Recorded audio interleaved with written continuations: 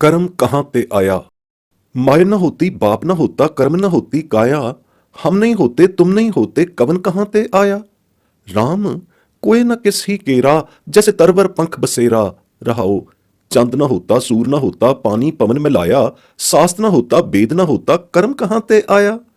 खेचर भूचर तुलसी माला गुर प्रसादी पाया। नामा प्रणवै परम तत् है सतगुर होए लखाया। रामकली नाम ਦਿਓ ਜੀ। ਇਹ ਗੁਰਵਾਕ ਆਨ ਮਤਾਂ ਦੀ ਵਿਦਤਾਈ ਕਰਮ ਕਾਂਡੀ ਸਾਕਾਰ ਅਤੇ ਸਰਗੁਣ ਪੂਜਾ ਵਿਵਰਜਿਤ ਕਰਕੇ ਪਰਮ ਤਤ ਪਰਮੇਸ਼ਰ ਪਰਮਾਤਮਾ ਦੀ ਨਿਰਾਕਾਰ ਅਤੇ ਨਿਰਗੁਣ ਸਰੂਪਣੀ ਪੂਜਾ ਦੜਾਉਂਦਾ ਹੈ। ਭਾਵ ਅਰਥ ਇਸ ਗੁਰਵਾਕ ਦਾ ਇਹ ਹੈ ਕਿ ਰਚਨਹਾਰ ਕਰਤਾਰ ਦੀ ਰਚਨਾ ਰਚੇ ਜਾਣ ਤੋਂ ਪਹਿਲਾਂ ਜਦੋਂ ਕੋਈ ਆਕਾਰ ਨਹੀਂ ਸੀ, ਤਦੋਂ ਨਾ ਸਾਕਾਰੀ ਕਾਇਆ ਜੀਵਾਂ ਪ੍ਰਾਣੀਆਂ ਦੀ ਸੀ, ਕਿਉਂਕਿ ਪੰਜ ਤੱਤ ਵੀ ਉਦੋਂ ਨਹੀਂ ਸਨ ਬਣੇ। ਪੰਜਾਂ ਤੱਤਾਂ ਬਿਨਾਂ ਕਾਇਆ ਸਰੀਰ ਦੀ ਹੋਂਦ ਅਸੰਭਵ ਹੈ। ਤਾਂ ਨਾ ਇਹ ਜੀਵ ਪ੍ਰਾਣੀ ਸਨ, ਨਾ ਇਹਨਾਂ ਜੀਵਾਂ ਦੇ ਜਣਨਹਾਰੇ ਮਾਤਾ ਪਿਤਾ ਸਨ। ਇਹਨਾਂ ਜੀਵਾਂ ਦੇ ਜਣਨਹਾਰਿਆਂ ਦੇ ਸਾਕਾਰ ਆਕਾਰੀ ਸਰੂਪ ਕਾਇਆ ਬਿਨਾਂ ਕਰਮ ਕਰਨਹਾਰਾ ਵੀ ਕੋਈ ਨਹੀਂ ਸੀ। ਤਾਂ ਤੇ ਕਰਮ ਦਾ ਵੀ ਅਭਾਵ ਹੀ ਸੀ।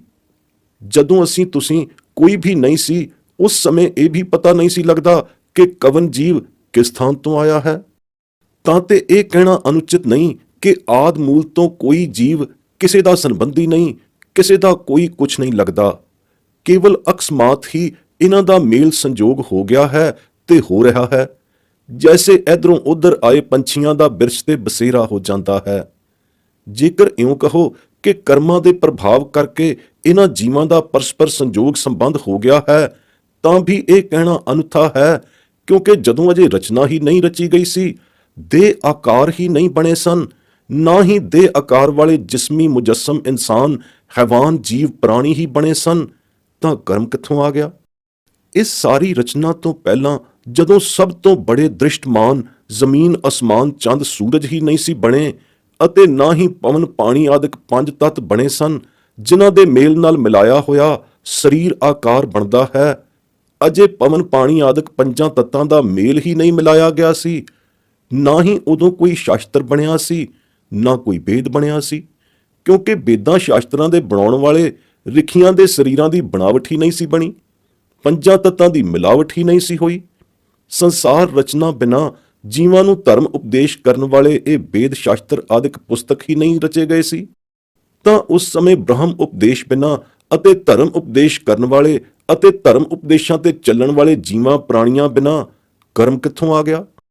ਭਾਵ ਕਰਮ ਕਿਤੋਂ ਵੀ ਨਹੀਂ ਸੀ ਆਇਆ, ਕਰਮਾਂ ਦਾ ਨਮੂਦ ਹੀ ਨਹੀਂ ਸੀ।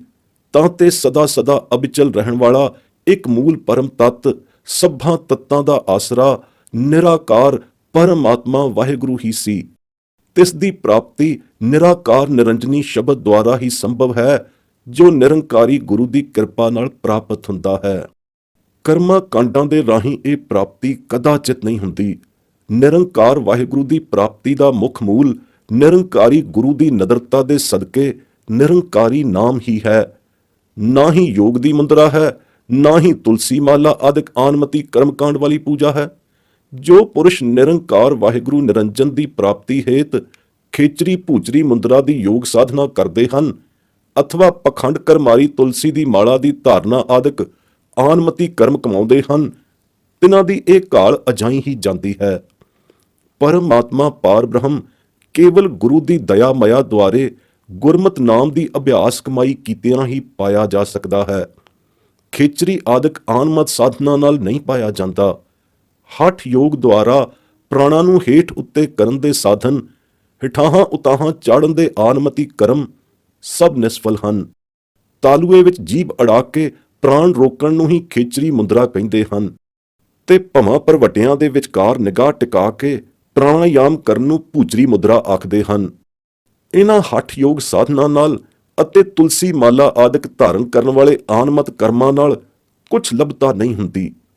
ਸ੍ਰੀ ਨਾਮਦੇਵ ਜੀ ਫਰਮਾਉਂਦੇ ਹਨ ਕਿ ਕਰਤਾ ਪੁਰਖ ਹੀ ਸਭਸ ਦਾ ਆਦ ਕਾਰਨ ਪਰਮ ਤੱਤ ਹੈ। ਤਿਸੀ ਵਾਹਿਗੁਰੂ ਨਿਰੰਕਾਰ ਨੇ ਆਪਣਾ ਤਤ ਸਰੂਪ ਨਿਰੰਕਾਰੀ ਗੁਰੂ ਸਤਿਗੁਰੂ ਨਾਨਕ ਦੇਵ ਜੀ ਦੇ ਵਿੱਚ ਦੀ ਹੋ ਕੇ ਲਿਖਾਇਆ ਹੈ ਅਤੇ ਧੁਰਵਾ ਬੰਨ ਦਿਖਾਇਆ ਹੈ ਕਿ ਜਦ ਕਦ ਨਿਰੰਕਾਰ ਵਾਹਿਗੁਰੂ ਲਖਿਆ ਜਾ ਸਕਦਾ ਹੈ, ਤਾਂ ਗੁਰੂ ਨਾਨਕ ਨਿਰੰਕਾਰੀ ਦੇ ਕਿਰਪਾ ਪ੍ਰਸਾਦ ਨਾਲ ਹੀ ਲਖਿਆ ਜਾ ਸਕਦਾ ਹੈ। ਐਵੇਂ ਨਹੀਂ। ਸ੍ਰਿਸ਼ਟੀ ਦੇ ਮੁੱਢ ਤੋਂ ਹੀ, ਆਦ ਰਚਨਾ ਦੇ ਆਗਾਜ਼ ਤੋਂ ਹੀ, ਯੁੱਗਾਂ ਦੇ ਆਦ ਤੋਂ ਹੀ ਇਹ ਨਿਰੰਕਾਰੀ ਧੁਰਵਾ ਅਗਾਧ ਨਿਰੰਕਾਰੀ ਕਲਾ ਦੁਆਰਾ ਬੰਨ੍ਹ ਦਿੱਤਾ ਗਿਆ ਹੈ ਕਿ ਜੀਵਾਂ ਦਾ ਉਧਾਰ ਨਿਸਤਾਰਾ ਸਰਬ ਦਾ ਨਿਰੰਕਾਰੀ ਨਾਮ ਦੁਆਰਾ ਹੀ ਹੋਵੇਗਾ। ਨਿਰਗੁਣ ਨਿਰੰਕਾਰ ਪਰਮਾਤਮਾ ਦੀ ਪ੍ਰਾਪਤੀ ਨਿਰੰਕਾਰੀ ਨਾਮ ਦੁਆਰਾ ਹੀ ਹੋਵੇਗੀ। ਹੋਰ ਕਰਮ ਕਾਂਡ ਸਭ ਨਿਸਫਲ ਜਾਣਗੇ। ਕਰਮ ਦੀ ਆਦ ਸਤਤਾ ਹੈ ਹੀ ਨਹੀਂ। ਆਦੋਂ ਹੀ ਕਰਮ ਦੀ ਕਲਿਆਣਕਾਰੀ ਕਲਾ ਨੇਸਤ ਹੈ। ਕਰਮਾਂ ਦਾ ਵਜੂਦ ਹੀ ਨਹੀਂ ਸੀ। ਨਿਰੰਕਾਰੀ ਨਾਮ ਦਾ ਤਾਂ ਨਿਰੰਕਾਰ ਦੀ ਨਿਰੰਕਾਰੀ ਸੱਤਾ ਨਾਲ ਹੀ ਵਜੂਦ ਮੌਜੂਦ ਸੀ। ਸਵੰਭਵੀ ਸੱਤਤਾ ਅਤੇ ਸੱਤਾ ਰੱਖਣ ਵਾਲੇ ਨਿਰੰਕਾਰੀ ਨਾਮ ਦੇ ਨਾਲ ਭਲਾ ਕਰਮ ਦਾ ਮੁਕਾਬਲਾ ਹੀ ਕੀ? ਕਰਮ ਦੀ ਹੈਸੀਅਤ ਹੈਤ ਹੀ ਕੀ? ਸਰਬੱਗ ਵਾਹਿਗੁਰੂ ਦੀ ਹੋਂਦ ਦੇ ਤਤ ਗਿਆਨ ਤੋਂ ਕੁੱਥੇ ਅਲਪਗ ਪੁਰਸ਼ਾਂ ਨੇ ਕਰਮ ਦੀ ਸਾਜਨਾ ਆਪਣੀ ਅਲਪਗਤਾ ਨਾਲ ਹੀ ਸਜਾ ਲਈ। ਖਬਰ ਨਹੀਂ ਕਦੋਂ ਸਾਜੀ, ਖਬਰੇ ਕਰਮ ਕਹਾਂ ਤੇ ਆਇਆ। ਚੌਹਾਂ ਜੁਗਾਂ ਵਿਖੇ ਕਰਮ ਕਰ ਵਸੀਕਾਰ ਰੰਚਕ ਵੀ ਨਹੀਂ ਸੀ। ਕਰਮ ਦੀ ਨਿਪੁੰਸਕਤਾ ਹੀ ਨਿਪੁੰਸਕਤਾ ਸਿੱਧ ਹੁੰਦੀ ਹੈ। ਤਤ ਪਰਮਾਤਮ ਦੀ ਸਤ ਕਲਾ ਤੋਂ ਅਗਿਆਤ ਕਈ ਅਗਿਆਨੀ ਮਹਾਤਮਾਵਾਂ ਨੇ ਕਰਮ ਨੂੰ ਹੀ ਪਰਮ ਤਤ ਮੰਨ ਕੇ ਉਸ ਨੂੰ ਸਰਬ ਸ੍ਰੇਸ਼ਟਤਾ ਦੇ ਦਿੱਤੀ ਅਤੇ ਮਹਾਕਾਲ ਅਕਾਲ ਪੁਰਖ ਤੋਂ ਮੁਨਕਰ ਹੋ ਬੈਠੇ। ਤਿੰਨਾਂ ਵਡੇਰੂਆਂ ਦਾ ਐਸਾ ਪਹਿਰਾ ਵੀ ਆਇਆ ਹੈ, ਐਸਾ ਸਮਾਂ ਵੀ ਹੋ ਗੁਜ਼ਰਿਆ ਹੈ ਕਿ ਉਹਨਾਂ ਦੇ ਉਪਦੇਸ਼ ਦੇ ਸਮੇਂ ਨਾਸਤਿਕਤਾ ਹੀ ਨਾਸਤਿਕਤਾ ਇਸ ਭਾਰਤ ਵਰਸ਼ ਵਿੱਚ ਛਾ ਗਈ ਸੀ ਅਤੇ ਹੋਰ ਖੰਡਾਂ ਤੀਕ ਵੀ ਛਾਉਣ ਲੱਗੀ ਸੀ। ਪਰ ਪਖੰਡ ਕਦੋਂ ਕੁ ਤਾਈਂ ਚੱਲਦਾ ਹੈ? ਪਖੰਡੀ ਦੁਨੀਆ ਪਖੰਡ ਕਰਮਾਂ ਧਰਮਾਂ ਪਿੱਛੇ ਹੀ ਬਹੁਤੀ ਧਾਉਂਦੀ ਹੈ ਅਤੇ ਇਸ ਬਹੁਲਤਾ ਦੀ ਅਲੱਖ ਸਦਾ ਮਿਟਦੀ ਰਹੀ ਹੈ। ਬਹੁਤਾ ਚਿਰ ਨਹੀਂ ਰਹਿੰਦੀ, ਛੇਤੀ ਹੀ ਨਿਬੇੜਾ ਹੋ ਜਾਂਦਾ ਹੈ। ਮੁੱਢ ਤੋਂ ਹੀ ਭੇਡਾਚਾਰੀ ਬਹੁਲਤਾ ਖੱਜਲ ਖੁਆਰ ਹੁੰਦੀ ਰਹੀ ਹੈ। ਕਰਮਾਂ ਦੇ ਪਿੱਛੇ ਲੱਗੀ ਬਹੁਤੇ ਸਿਆਣਿਆਂ ਦੀ ਦੁਨੀਆ ਵੀ ਰੁੜ ਗਈ ਤੇ ਰੁੜਦੀ ਰਹੀ ਹੈ। ਅਤ ਸਿਆਣੇ, ਸਭ ਤੋਂ ਬਹੁਤੇ ਸਿਆਣੇ ਸ਼ੁਸ਼ਕ ਕਰਮ ਫਿਲਾਸਫੀ ਦੀ ਤਸਣ ਵਿੱਚ ਧੱਸ ਕੇ ਰਹਿ ਖੜੋਤੇ। ਭਲਾ ਉਸ ਕਰਮ ਦਾ ਕੀ ਮਾਣ ਜਿਸ ਦੀ ਬਿਥੋਹੀ ਹੋਂਦ ਦਾ ਹੀ ਪਤਾ ਨਹੀਂ ਕਿ ਕਰਮ ਕਦੋਂ ਅਤੇ ਕਿੱਥੋਂ ਆਇਆ। ਇਹਨਾਂ ਫੋਕੀਆਂ ਪ੍ਰਸ਼ਨੋਤਰੀਆਂ ਵਿੱਚ ਪੈਣ ਨੂੰ ਕਿ ਕਰਮ ਕਹਾਂ ਤੇ ਆਇਆ, ਸ੍ਰਿਸ਼ਟੀ ਦਾ ਆਦ ਕਿਵੇਂ ਬਣਿਆ, ਇਹ ਲੋਕ ਮਹਾ ਅਕਲ ਭਰੀ ਫਿਲਾਸਫੀ ਸਮਝਦੇ ਹਨ। ਆਦ ਵਿੱਚ ਤਾਂ ਕਰਮਾਂ ਦਾ ਨਮੂਦ ਵੀ ਨਹੀਂ ਸੀ, ਜੈਸੇ ਕਿ ਇਹ ਗੁਰਵਾਕ ਦਰਸਾਉਂਦੇ ਹਨ।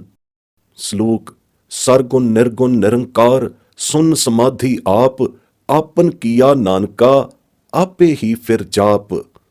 अष्टपदी जब आकार यह कछ न दृष्टेता पाप पुन तब कहते होता। गौड़ी सुखमनी महला पंजवां। जदों निरंकार वाहिगुरु अपने ਸਰੂਪ ਵਿੱਚ ਨਿਰਗੁਣ ਸਰਗੁਣਤਾ ਦੀ ਅੰਸਤਾ ਸਹਿਤ ਨਿਜ ਸਮਾਧੀ ਵਿੱਚ ਹੀ ਅਸਥਿਰ ਸੀ ਅਤੇ ਸਾਕਾਰ ਆਕਾਰ ਧਾਰ ਕੇ ਆਪਣੇ ਰੂਪ ਨੂੰ ਪ੍ਰਗਟਾਉਣ ਤੋਂ ਪਹਿਲਾਂ ਜਦੋਂ ਇਹ ਦਿਸਦਾ ਆਕਾਰ ਕੁਝ ਵੀ ਨਜ਼ਰ ਨਹੀਂ ਸੀ ਆਉਂਦਾ, ਉਦੋਂ ਪਾਪ ਪੁੰਨ ਰੂਪੀ ਕਰਮ ਕਿੱਥੇ ਸਨ ਅਤੇ ਕਿਸ ਤੋਂ ਹੋ ਸਕਦੇ ਸਨ? ਜਦੋਂ ਕਰਮਾਂ ਦਾ ਕਰਨਹਾਰਾ ਹੀ ਕੋਈ ਨਹੀਂ ਸੀ, ਕਰਮ ਕਰਨਹਾਰੇ ਦਾ ਵਜੂਦ ਹੀ ਨਹੀਂ ਸੀ, ਤਦ ਕਰਮਾਂ ਦਾ ਵਜੂਦ ਕਿਵੇਂ ਹੋ ਸਕਦਾ ਹੈ? ਕਹਤੇ ਪਾਠ ਨਹੀਂ ਕਰਨਾ, ਕਹਤੇ ਪਾਠ ਠੀਕ ਹੈ। ਇਹ ਕਰਮ ਸਭ ਪਿੱਛੋਂ ਹੀ ਬਣੇ ਹਨ। ਕਰਮ ਕਾਂਡੀ ਪੁਰਸ਼ਾਂ ਅਲਪੱਗਾਂ ਦੇ ਬਣਾਏ ਹੀ ਬਣੇ ਹਨ, ਕਰਤੇ ਪੁਰਖ ਨੇ ਨਹੀਂ ਬਣਾਏ। ਕਰਤਾ ਪੁਰਖ ਤਾਂ ਕਰਮਾਂ ਧਰਮਾਂ ਦੀ ਮਹੱਤਤਾ ਤੋਂ ਅਗੋਚਰ ਹੈ। ਕਰਮ ਕਰਨਹਾਰੇ ਜੀਵਾਂ ਦੇ ਕਰਮ ਕਰਤੱਤਤਾ ਦਾ ਤਤਦਰਸੀ ਹੈ, ਨਿਆਉ ਨਿਬੇੜਨਹਾਰਾ ਹੈ। ਨਿਰੰਕਾਰੀ ਵਾਹਿਗੁਰੂ ਦੀ ਦਰਗਾਹ ਤੋਂ ਧੁਰੋਂ ਨਿਰੰਕਾਰੀ ਨਾਮ ਹੀ ਆਇਆ ਹੈ। ਕਰਮ ਖਬਰੇ ਕਿੱਥੋਂ ਆਇਆ ਹੈ? ਕਰਤਾਰ ਦੇ ਕਿਰਤਮ ਜੀਵਨ ਦਾ ਬਣਾਇਆ ਹੋਇਆ ਕਰਮ ਜੀਵਾਂ ਦੇ ਇਸ ਜੀਵਨ ਵਿੱਚ ਕਿਧਰੋਂ ਆ ਕੁਸੜਿਆ ਹੈ? ਆਪ ਹੁਦਰੇ ਕਰਮ ਜੀਵ ਆਪ ਕਰਨ ਲੱਗ ਪਏ। ਇਹਨਾਂ ਕੀਤੇ ਕਰਮਾਂ ਦੀ ਕਰਤਾਰ ਵੱਲੋਂ ਯਥਾਯੋਗ ਸੋਧਨਾ ਜੇ ਨਾ ਹੋਵੇ, ਤਦ ਸ੍ਰਿਸ਼ਟੀ ਰਚਨਾ ਵਿੱਚ ਬੇਨਿਯਮੀ ਅਤੇ ਆਪੋ ਧਾਪੀ ਫੈਲ ਜਾਵੇ। ਕਰਮ ਦੀ ਆਪੋ ਮਹੱਤਾ ਰਾਈ ਮਾਤਰ ਵੀ ਨਹੀਂ, ਜਿਹੜੀ ਕਿ ਆਨਮਤੀਆਂ ਨੇ ਆਪਣੀ ਅਹੰਗ ਮਤ ਕਰਕੇ ਦੇ ਛੱਡੀ ਹੈ ਤੇ ਐਵੇਂ ਸਹੇੜ ਚਮੇੜ ਛੱਡੀ ਹੈ। ਤਾਂ ਤੇ ਹੁਣ ਅਗਲੇ ਕਾਂਡ ਵਿੱਚ ਆਨਮਤ ਕਰਮਾਂ ਨੂੰ ਗੁਰਮਤ ਅਨੁਸਾਰ ਨਿਰਣਾਇਆ ਜਾਣਾ ਹੈ। ਅਸਲ ਵਿੱਚ ਕਰਮ ਦੀ ਪ੍ਰਧਾਨਤਾ ਆਨਮਤਾਂ ਨੇ ਹੀ ਮੰਨੀ ਹੈ। ਗੁਰਮਤ ਅੰਦਰ ਨਾਮ ਤੋਂ ਬਿਨਾਂ ਹੋਰ ਕੋਈ ਕਰਮ ਵੀ ਪ੍ਰਧਾਨਤਾ ਯੋਗ ਨਹੀਂ। ਆਨਮਤ ਕਰਮਾਂ ਦੀ ਨਿਖੇਧੀ ਗੁਰਮਤ ਅੰਦਰ, ਗੁਰਬਾਣੀ ਅੰਦਰ ਇਸੇ ਕਰਕੇ ਬਹੁਤੀ ਕੀਤੀ ਗਈ ਹੈ ਕਿ ਕਿਤੇ ਗੁਰਮਤ ਸੰਗ੍ਰਹੀ ਗੁਰਸਿੱਖਾਂ ਨੂੰ ਵੀ ਆਨਮਤੀਆਂ ਦੀ ਦੇਖਾ ਦੇਖੀ ਕਰਮਾਂ ਦੀ ਲਾਗ ਨਾ ਲੱਗ ਜਾਵੇ। ਗੁਰਮਤ ਕਰਮ ਦੀ ਫਿਲਾਸਫੀ ਹੀ ਨਿਆਰੀ ਹੈ। ਨਿਆਰੋ ਨਿਆਰਾ ਹੀ ਨਿਰਣਾ ਦੇਖਣ ਵਿੱਚ ਆਇਆ ਹੈ ਕਿ ਬੜੇ ਬੜੇ ਸਿਆਣੇ ਗੁਰਸਿੱਖ ਵੀ ਇਸ ਵਿੱਚ ਆਨਮਤ ਕਰਮਾਂ ਦੀ ਵਿਸ਼ੇਸ਼ਤਾ ਮੰਨਦੇ ਰਹੇ ਹਨ। ਸੋ ਗੁਰਮਤ ਅਨੁਸਾਰ ਇਹਨਾਂ ਨੂੰ ਪ੍ਰਬੋਧਨ ਲਈ ਅਤ ਜ਼ਰੂਰੀ ਹੋਇਆ ਕਿ ਆਨਮਤ ਕਰਮਾਂ ਦੀ ਹੀ ਪਹਿਲਾਂ ਸੋਧਨਾ ਕੀਤੀ ਜਾਵੇ ਅਤੇ ਐਨ ਗੁਰਬਾਣੀ ਦੀ ਰੌਸ਼ਨੀ ਵਿੱਚ ਹੀ ਕੀਤੀ ਜਾਵੇ।